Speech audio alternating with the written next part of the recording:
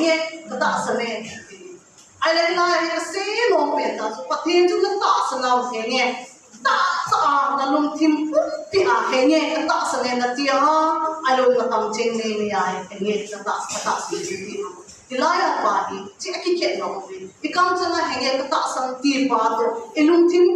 pi a he nghe cái ta sân tia số cái chuyện nó vậy à thu chút cái này số cái chuyện nó vậy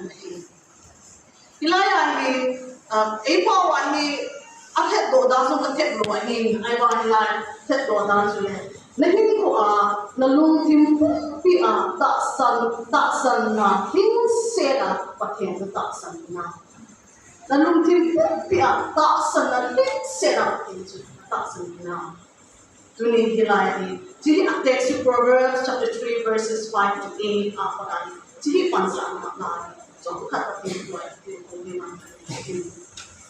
Say mga Christianity like Christianity mi tang piso hongin ka le ating setai da Bible jam khale ka sim le ating setai e taw na jin ka to taw na kamang na ni hai muti phale taw na kama ating setai e ho Christianity na